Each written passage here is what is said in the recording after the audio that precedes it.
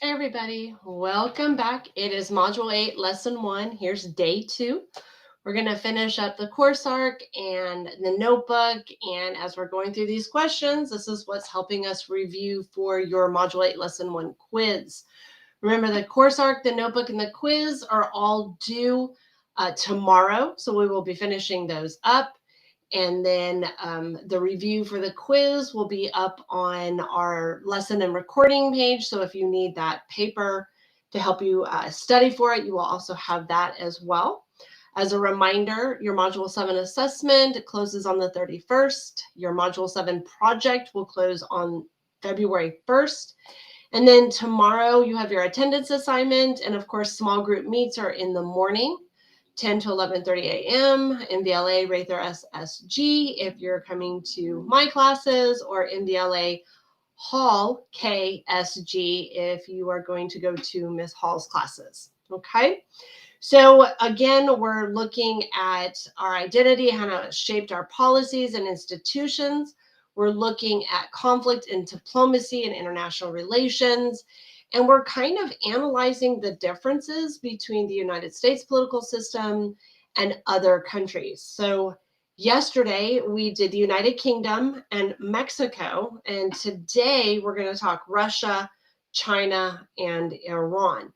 So let's get started. Hopefully you have opened up your Module 8 Lesson 1 notebook and your course art, because we're going to move on to learn Russia in our course arc. So I'm going to open up the course arc right here. And this talks about Russia and how it's a semi-presidential federation of 21 constitutional republics that formed after the fall of the Soviet Union in 1991. Depending on the republic, some are a little bit more autonomous than others. Ultimately, though, they do have a centralized federal government. The Russian Constitution establishes the country as a federal republic where the president is the head of state and the prime minister is the head of the government. The Constitution guarantees citizens like civil rights, like the right to private property, universal access to Social Security, pensions, health care, etc. Just like us, their government is broken into 3 branches. But how they handle it is a little bit different. The president is the supreme commander in chief of the armed forces, has the power to veto legislation, appoint members to the cabinet, recommend judges to the courts, and enforce federal laws. The prime minister is known as the second highest position in government, right behind the president.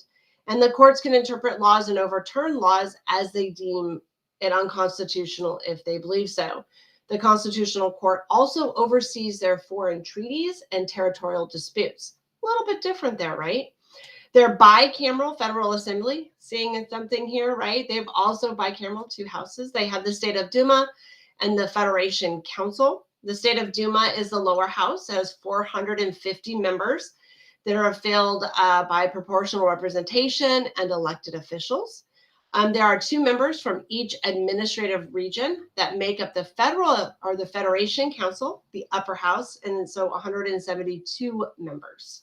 Okay, so we're going to watch this quick little video that kind of explains the Russian Federation, and then from there we're going to go into our notebook and answer that question. So I'm going to mute my mic and we'll get started on this, and then we'll go to our notebook. Russia is the largest country in the world. To help run its vast lands, it is split into 46 oblasts, 22 republics, 9 krays, 4 autonomous okrugs, 3 federal cities, and an autonomous oblast. All equal subjects of the Russian Federation, but some are more equal than others. Russia, like the United States, is a federation, meaning the subdivisions get their power directly from the country's constitution. This contrasts a unitary state like the United Kingdom, where all subnational powers come from the central government, and in theory, can be revoked without amending their constitution. Unlike the United States, where every state has the same internal powers, Russia is an asymmetrical federation. All the federal subjects are considered equal by the federal government and when dealing with each other, but some of them, notably the republics, have more internal powers than others. The republics of Russia get to have their own official languages along with Russian and have their own constitutions. The republics are meant to be the homelands of the indigenous peoples of the lands which came under Russian control as a result of settlement and conquest in a process similar to the American westward expansion. Crimea is in dispute with Ukraine, but according to Russia, is one of their republics, and the port city of Sevastopol is one of 3 cities of federal importance. Russia's largest warm water naval base is located in Sevastopol, which was previously being leased from Ukraine before Russia invaded. The other 2 cities of federal importance are Moscow, the capital and largest city, and St. Petersburg, the second largest city and an important port on the Baltic. Besides being composed of only a single city and its surroundings, the federal cities have powers identical to the 46 oblasts, which contain the majority of the population. Oblast is a common word for subdivisions in Slavic countries. It can be translated as province or region. Krays can be translated as territories, which reflect that krays are located in areas that were historic frontiers of Russia. But in the modern state, krays are identical to oblasts. But in Soviet times, a krai was allowed to contain autonomous oblasts, and many of them did. However, after the Soviet disunion, the autonomous oblasts were made direct federal subjects, and most were upgraded to republics. One still remains, and it's the Jewish Autonomous Oblast. Strangely, only about 1,000 Jews live there, making up 1% of the population. This bizarre situation is a result of a Soviet policy that required a group to have a territory to be considered a nation. The solution to this problem was to reap 2 bushels of wheat with 1 sickle, and establish a Jewish homeland in the underpopulated Soviet Far East. Unlike other autonomous oblasts, it did not become a republic following the fall of communism, mainly because of its low Jewish population and the fact that most of Russia's Jews were emigrating to Israel anyway. Despite this, the area has retained increased autonomy in comparison to other oblasts, including rights for the Yiddish language.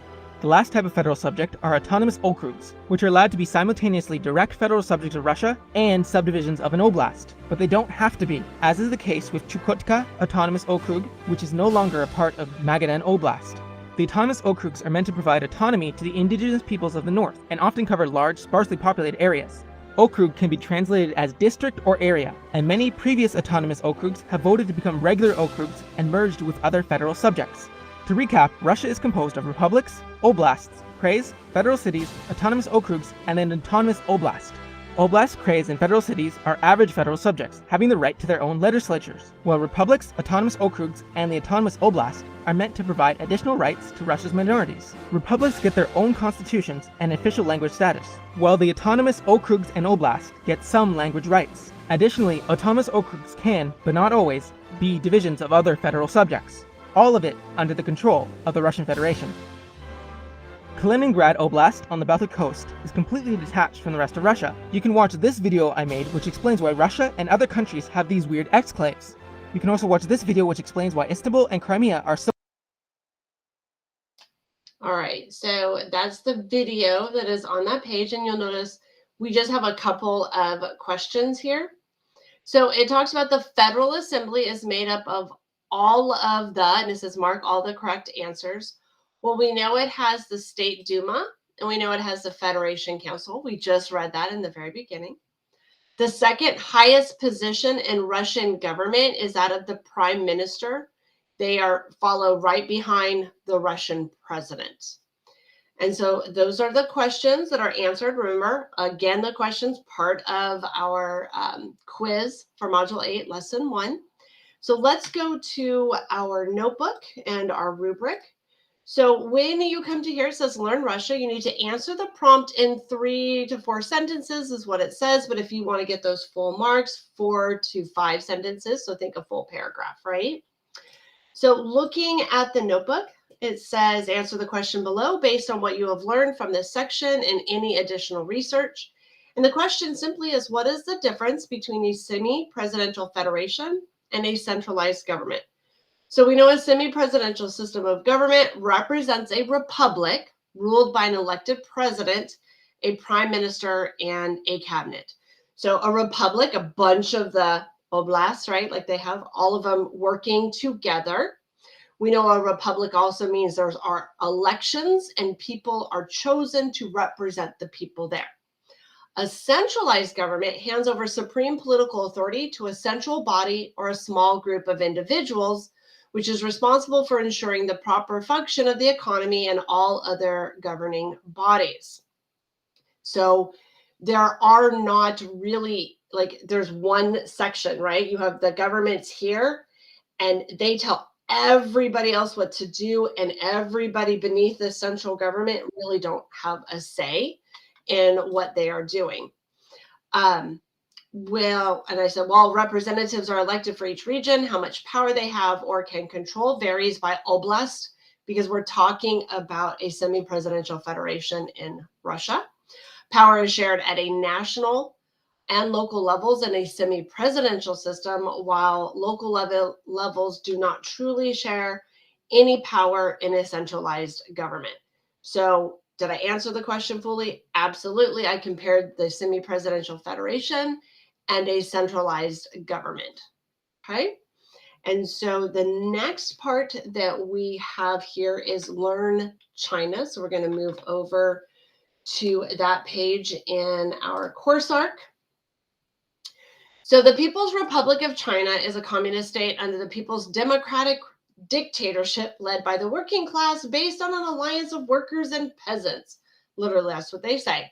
China is one of the last countries in the world that openly promotes communism with heavy restrictions on its people. Here are some restrictions that they have. Free access to the internet, no such thing. Freedom of press, no such thing. Freedom of assembly, yet not allowed. Ask them about, ask them about Tiananmen Square, but you can't ask them because they're not allowed to talk about it, nor can they search that on their internet. You know, the part we talked about a while ago where the kids learned about democracy and they learned about protest and they staged a sit-in protest in Tiananmen Square, in which the Chinese government called in their military and they not only threw grenades and smoke bombs into the crowds, but they ran over people with tanks. So yeah, no assembly for them. The right to have children. They had a one-child policy. They've since lessened it to a two-child policy because of all the males and the very large amount of males that they had and almost no females. Free formation of social organizations. Yeah, no, that's just not allowed. The right to strike, not allowed. Freedom of speech, not allowed. If you say something bad about the government, you could suddenly disappear. Your family could disappear. Just the freedoms that we take for granted in the United States are absolutely nowhere near what life is like in China. Their government structure is run by a state council, consists of a president, a vice president, a premier, 4 vice premiers, state councilors, and ministers. It is headed by a premier, which is selected by and accountable to the National People's Congress. The role of the president is the head of state and appoints representatives abroad and ratifies treaties. The National People's Congress is led by the Standing Committee, which has the power to amend China's constitution, make laws, recall the presidential roles. They recently just removed the basically term limitations, if you will, on the president. Now he can serve for life. The Supreme People's Court or judicial branch is also responsible for the National People's Congress. It oversees all lower courts. All 22 provinces of China are vested with municipal people's congresses that oversee the function of the local regions. They also have responsibility to indirectly elect their deputies. The 23rd province is Taiwan, which is not under the control of mainland China, but rather considered a de facto independent country. They consider it part of the People's Republic of China. Taiwan, of course, says they are the rightful government of China and that China is part of them. Hong Kong and Macau are not provinces of China, but rather are considered special administrative areas that are controlled by China. It's how they allow capital and privatized like businesses, et cetera, that are heavily taxed is how they bring in a lot of money into China. We have a short video on how China's government works, which is the communist regime. And then we'll answer some questions and work on our notebook and move from there. So let me mute my mic and then we'll watch the video.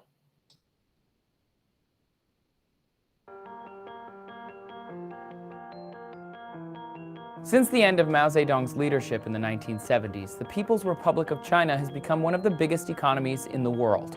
Although they still call themselves communist, the inner workings of the Chinese government are a mystery to many.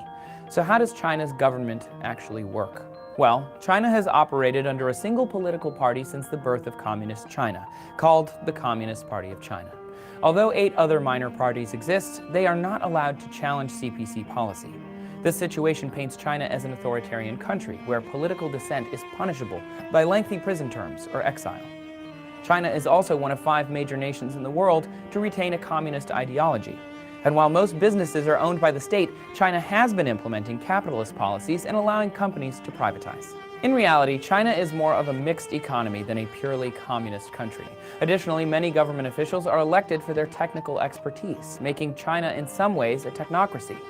This series of political compromises explain why China is economically much more successful than other communist countries of the past. With just one political party, there is more cohesive legislation allowing China's government to react quickly to market trends.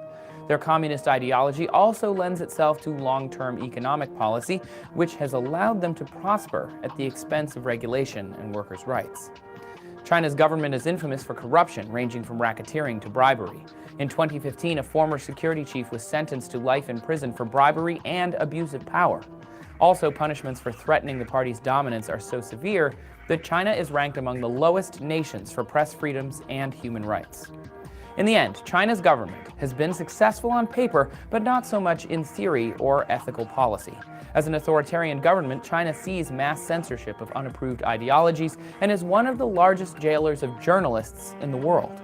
It's clear that being the second largest economy in the world while juggling strict ideologies comes at a difficult price. China's government is actually not too different from the socialist government of North Korea, China's next-door neighbor. To learn more about the charade of democracy in the Hermit Kingdom, check out this video. Each candidate runs unopposed, and anybody who wants to vote against the candidate has to use a special booth. Since North Korea publicly executes its citizens for any anti-state actions, this is not a good idea. Thanks for watching TestTube News, everyone. Make sure you like and subscribe so you get new videos from us every day.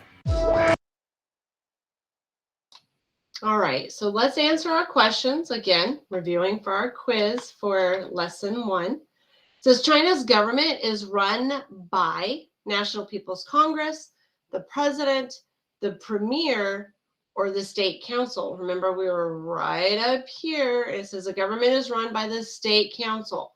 All the rest of these, the president, the premier, people's Congress, they all fall within the realm of the state council. China has 2 special administrative areas, which is Macau and Hong Kong. Okay, those are their 2 capitalist areas, right? So those are the 2 questions that are answered there. Let's go to our notebook. And when we look at the rubric for China, it says research on their parliament's website, find out how they work, and create 2 full paragraphs answering the question. So when we come to the notebook, it says consider the rights that you have living in America versus the rights you do not have living in China. Specifically, what are some activities you do on a daily basis that you would not be able to do in China? So I've given you guys some ideas that you could actually flesh out even further, right? I just kind of listed some things up, but remember, you got to do 2 full paragraphs. So the idea, there's no such thing as free speech. You cannot criticize the government. You cannot criticize any member of the military, the premier, nothing. There's no such thing as criticizing or questioning what their government is doing. You may also not browse the internet to look up things that the government feels you should not have. It's heavily, heavily blocked. It's free, as in you don't pay for it, but you get what you pay for. Have you heard that saying before? Well, you're paying for nothing, therefore you're really getting nothing. The example I used was Tiananmen Square, and they even mentioned that in the video. There's no social media. In fact, they have their own web site called Way. It's like Facebook, and it's the only version that you are allowed to access, and it is heavily monitored by the government. There are no choices about where to go to school or what you want to learn. Literally, they will tell you, this is what you are going to learn. This is what you are going to do. They will test you. And if you do show some aptitude, they may pull you into a branch of their military, which is their hacking branch, or you go into the military, or you're a farmer, or whatever they tell you you have to be. There are only 2 children in your family at most, and that is just a recent development. Unless you are a member of an influential business family or a higher member of the government or military, your life is relatively poor. Remember, they believe in this idea of communism and that the people are all equal. But we've talked about this, and communism may sound beautiful and utopic on paper, human nature says it's never going to be that way. And China is a very good example of how it's not. Okay. The next one we're going to move into is Iran. So let's go back to our course arc and to the page on Iran. So the Islamic Republic of Iran is a theocratic republic governed by a wali faiq and president. The wali faiq is the supreme leader, if you will, the religious leader. Legislative power is given to a unicameral Mijaj, I always say this wrong, Majili Ashura al-Islami, which are elected by the people for 4-year terms. The wali faiq serves as the head of state and their decision maker. This executive authority is granted for life. The Ayatollah is generally the name that we give them. The president is the head of the government, is elected by the people. The president serves in 4-year terms and can be dismissed by the wali faiq at any time. The president can select a cabinet of council members to advise with government relations. The Iranian constitution establishes the Islamic Republic of Iran, where religion of Islam is the basis of all social, political, and economic relations.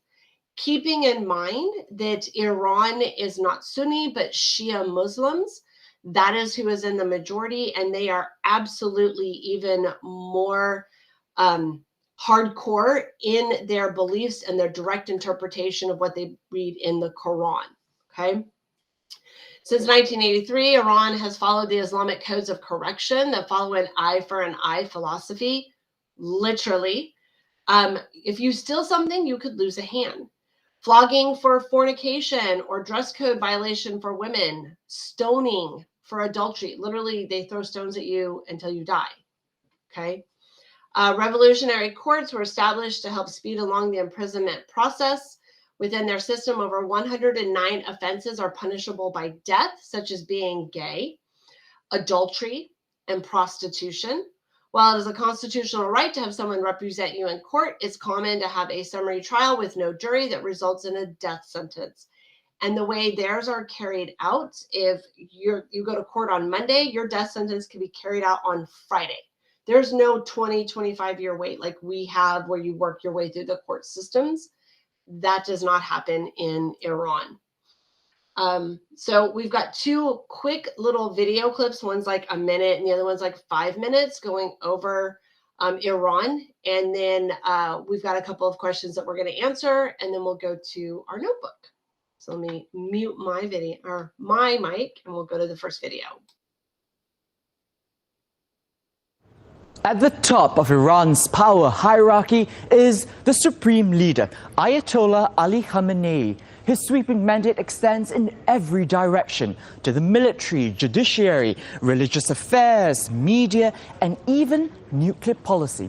He also appoints clerics to an influential body called the Guardian Council. Now, it's charged with protecting the constitution. It controls all elections and determines who can run for parliament and the presidency. Now, the president heads the government and cabinet. He oversees the economy, and his role as the face of Iran's diplomacy gives him prominence on the global stage.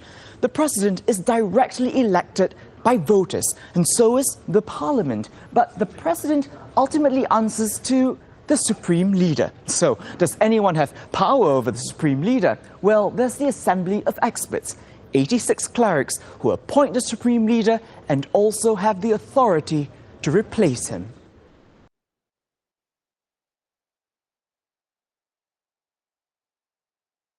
It's no secret that the Islamic Republic of Iran has a complicated and, let's call it, volatile relationship with the US.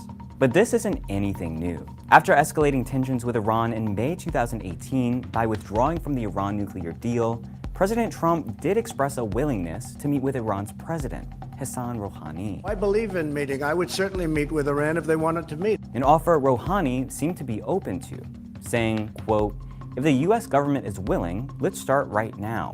If there is sincerity, Iran has always welcomed dialogue and negotiations." But Iran's supreme leader, Ayatollah Ali Khamenei, was not interested at all. And in Iran, the supreme leader has the final word. Which got us thinking, just how much power does the supreme leader of Iran actually have? The Islamic Republic of Iran is a key player in the Middle East. And whether it's the wars in Syria and Yemen or its nuclear deal with Western powers, the Persian country always seems to be right in the center of controversy. And while the country has elected political offices like the presidency and legislative body, a lot of power belongs to one man, the country's supreme leader. And his powers are far-reaching. When it comes to politics, the supreme leader has direct or indirect power over the executive and legislative bodies of government through unelected councils that he controls. Essentially, he is the most influential political authority and serves as the head of state. So, while the country does have a president, that position does not wield as much influence as, say, an American president, for example. And the same goes for Iran's legislative body. For every elected position in the government, whether it's the position of president or members of parliament, the body they call the Majlis, there are unelected or supervisory positions that kind of actually have the final say when it comes to matters of law and key matters of the state. For example, the Guardian Council, which is an independent unelected body, has the power to veto legislation Parliament passes if it deems the laws unconstitutional or against their interpretation of Islamic law.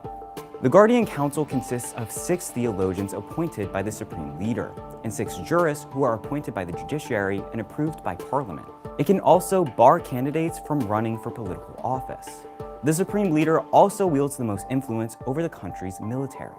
He not only serves as the commander-in-chief of the armed forces, but also as the head of the country's intelligence services, meaning he alone has the authority to declare war or end it. He also controls the country's Islamic Revolutionary Guard Corps, which is tasked with preserving and defending the principles of Iran's 1979 Islamic Revolution. Chiefs of Iran's Islamic Revolutionary Guard Corps can report directly to the Supreme Leader. The Supreme Leader can directly bypass the Minister of Defense, directly bypass the President, and in fact task heads of the Islamic Revolutionary Guard Corps with missions. The IRGC is divided into 2 parts, a domestic wing and a foreign wing, called the Quds Forces. The IRGC Quds Force takes both revolutionary ideology and hard power and projects it abroad. And the IRGC is really one of the chief sources of mischief in the region, and is the one that is really the connective glue between Iran and terrorist groups. The US State Department classifies Iran as a state sponsor of terrorism, in part due to the IRGC's actions. When it comes to the country's economy, the Supreme Leader's influence is more indirect than direct, according to Talibu, meaning his speeches and statements are interpreted by legislators and the president, who implement policies. But of course, the Guardian Council is always there to strike down policies that might veer too far from the Supreme Leader's vision. But Iran wasn't always run like this. Iran was ruled by monarchs for thousands of years, known as shahs. The most recent monarch was Mohammad Reza Shah Pahlavi, who seized power in 1921 after a coup. The Pahlavi dynasty was largely secular, pro-Western, and backed by the United States. The rulers were also extremely authoritarian and became increasingly unpopular among some Iranians. So in 1979, Islamists, leftists, students, and guerrilla groups came together to protest the Shah's rule over Iran. That dissatisfaction culminated in a revolution that ousted the monarchy. One person who was instrumental in the revolution was Ruhollah Khomeini, a Shia religious leader who spent 15 years in exile for his opposition to the Shahs. You saw millions of Iranians begin to look to Khomeini as kind of this umbrella-like figure who would lead the revolutionary charge against the monarchy, against the Pahlavi monarchy. And after the monarchy fell in 1979, Khomeini returned to Iran. Then in December of that year, the Islamic Republic of Iran was born, and Khomeini was the first person to become the country's supreme leader. Khomeini died 10 years after leading the revolution, and Ali Khamenei took his place. He still serves in that role today.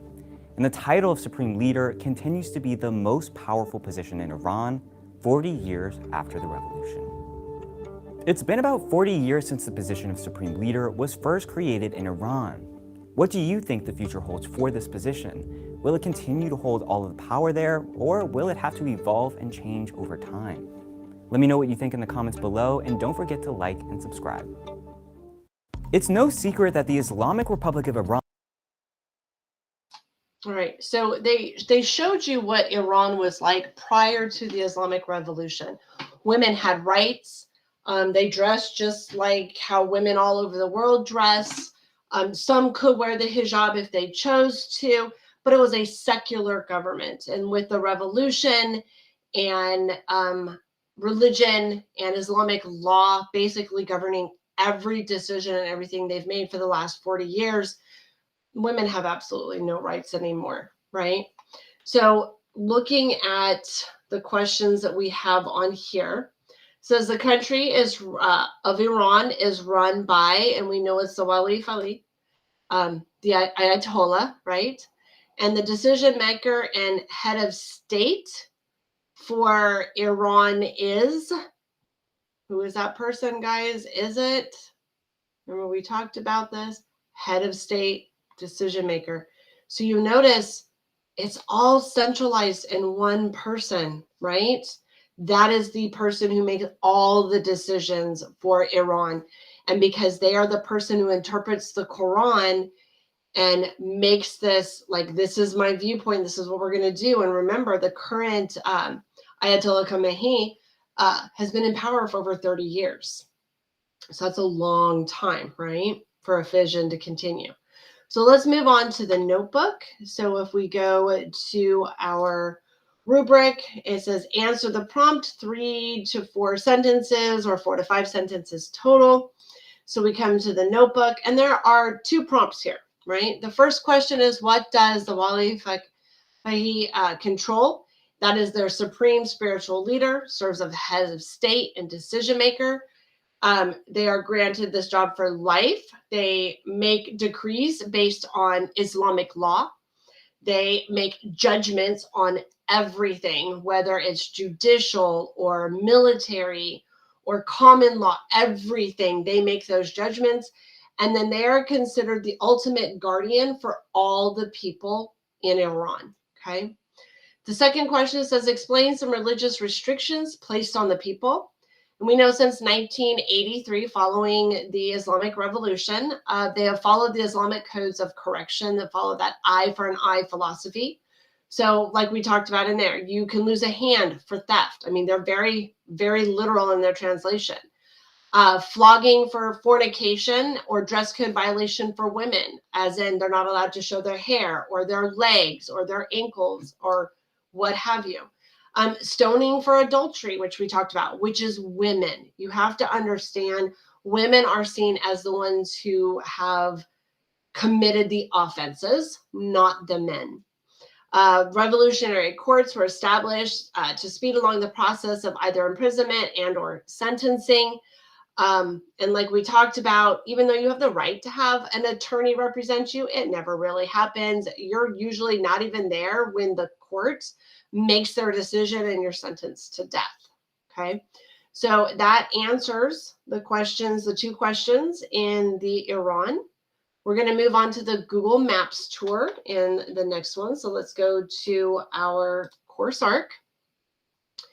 All right, so remember, it's the blue hyperlink that we are going to use to look up the places on our Google Maps tour. So we click on the link, and it literally takes us to a map, and here's our different locations. Location A is London. Location B is Mexico City. Location C is Moscow. Location D is Beijing. And location E is Tehran, Iran. So you click on each one and you have London, and then it tells you the UK's political system is a constitutional monarchy and parliamentary system. And that is where you get your summary section for each one of the locations that you put on the notebook. Mexico City is a representative, democratic, and Republican-based system, or a federal democratic Republican, or republic, sorry, not Republican. Moscow is Russia's a federation and a semi-presidential republic with both a president and a prime minister. Beijing, well, we know it says China is a socialist state under a dictatorship, but it is a communist country. We call it socialist in regards to economics, but governmental, it is definitely communist. And then the last one we talk about Tehran, and Iran is a theocratic republic and is ruled by a supreme leader. So each one of those locations and then the summary, you bring this over to the notebook and you have each one of these. And per the rubric, as always, you have to have 1 to 2 sentences telling me what's the big deal about the location. So each thing that I just read to you about each location: London, capital of the United Kingdom; Mexico City, capital of Mexico; Moscow, the head of the Russian Federation; Beijing, capital of China; Tehran, capital of Iran, right? And it just gives you a quick little 1-sentence summary for each one. And that's all you have to do on your Google tours, right? On the notebook. And so remember, you click on the blue hyperlink to complete that. Then over here, it has check your understanding. And now we're just matching those political systems with the country. So constitutional parliamentary monarchy, we have the United Kingdom. Federal Democratic Republic, we are looking at Mexico. Semi-presidential federation, we know that's Russia. Socialist dictatorship, well, that would be China. And then Iran is a theocratic government. And so that's the end of what you actually will be turning in on the course arc. Everything that we have gone through in our course arc over the last 2 days counts as your review for your Module 8 Lesson 1 quiz that you will be taking. And we just have 2 more parts to finish in our notebook. So we have the journal prompt. And the question that you are going to answer in 2 full paragraphs is, which is more effective, the United States congressional system or a European-style parliamentary system? So when we look at the rubric, remember that you have to have all 5 spots to get your full marks on the Google tours.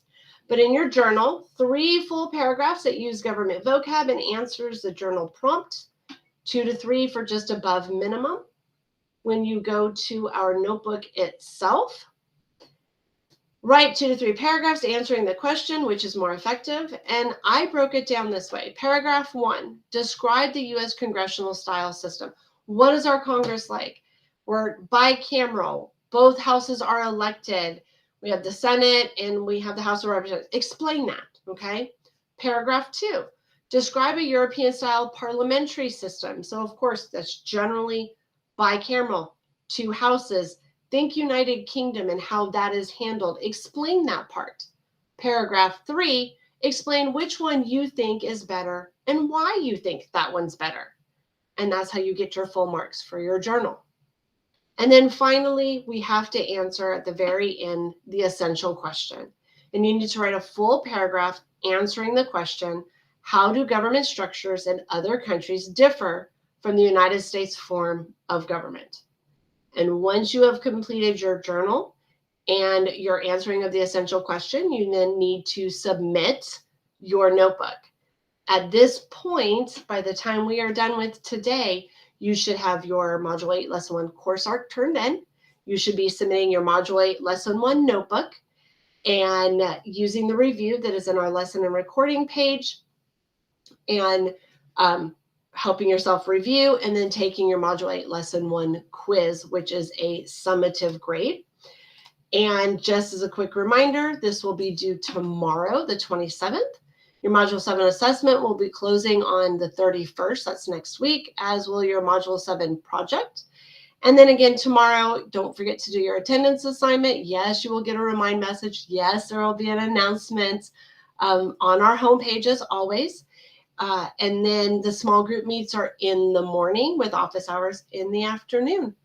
And that is it for Module 8, Lesson 1, Comparative Politics. Have a good rest of your day, guys. Bye.